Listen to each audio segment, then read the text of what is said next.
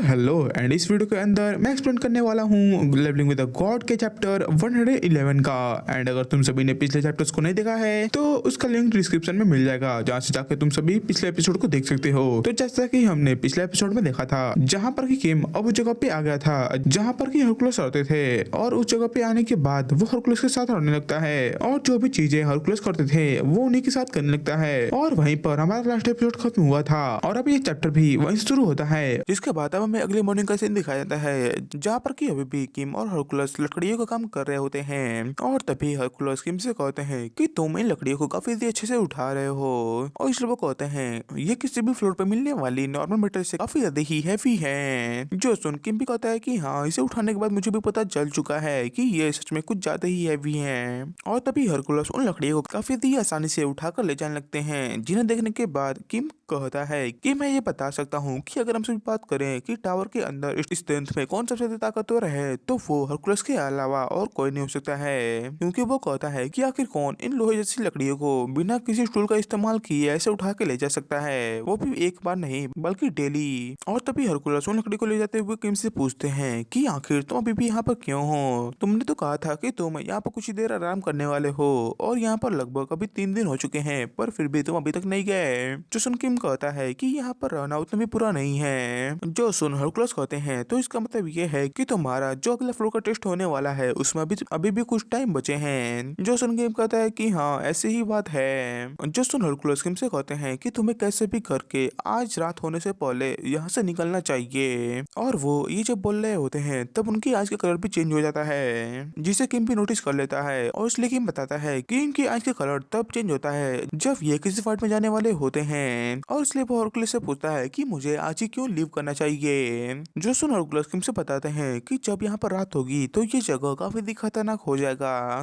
जो सुन किम कहता है कि मैं अपने आप को प्रोटेक्ट कर लूंगा, जिस पर हरकुलस कहते हैं पर फिर भी तुम्हें ऐसे निकल जाना चाहिए। और इसलिए हरकुलस किम से कहते हैं कि प्लीज तुम यहाँ से चले जाओ। जिन्हें ऐसे देखने के बाद किम अपने मन में सोचता है कि ये जरूर अभी काफी डीप पेन में है, इसलिए किम कहता है कि मुझे पता है कि ये मेरे बारे में चिंता कर रहे हैं, और उसी के साथ ये चाहते भी नहीं है कि मैं इनको यहाँ पर फाइट करते हुए देखूं।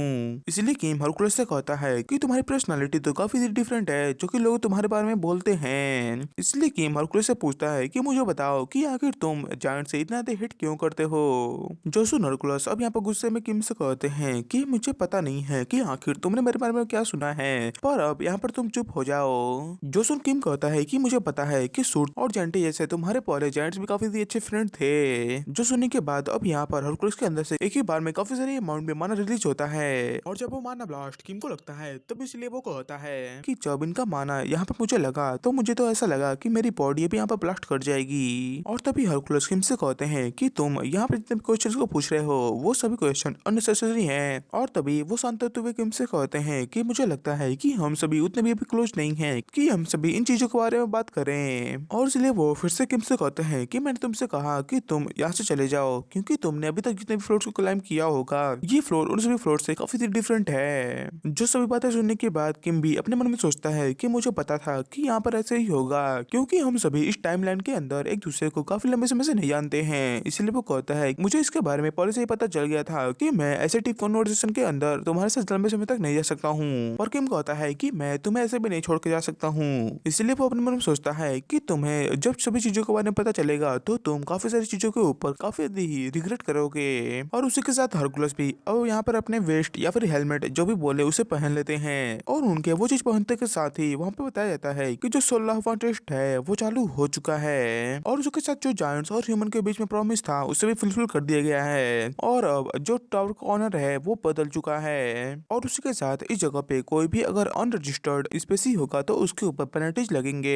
और उसी के साथ यहाँ पर काफी सारे मॉन्स्टर्स या फिर बोले जायंट्स अपीयर हो जाते हैं जो कि यहाँ पर अंडर के जैसे दिख रहे होते हैं। और उसी के साथ किम और हरकुलस को बताया जाता है कि अब जो इस वर्ल्ड का ओनर है वो जायंट्स हो चुके हैं। और यहाँ पर इन सभी जायंट्स को देखने के बाद हरकुलस किम से कहते हैं कि अगर तुम इन सभी चीजों के अंदर इन्वॉल्व नहीं होना चाहते हो तो तुम वहीं पर रहना।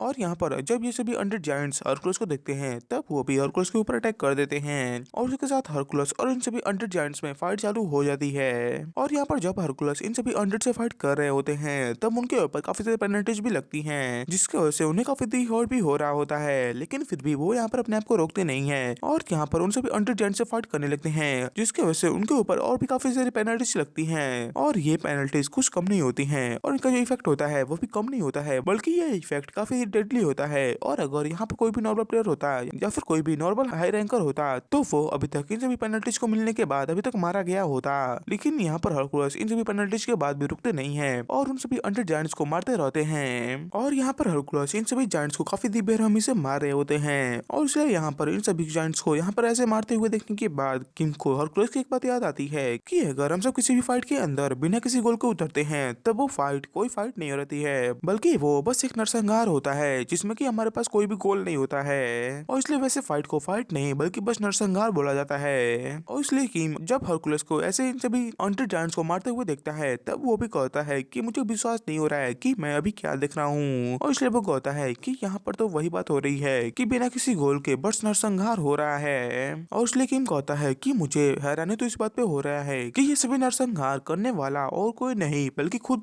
हरकुलस ही है।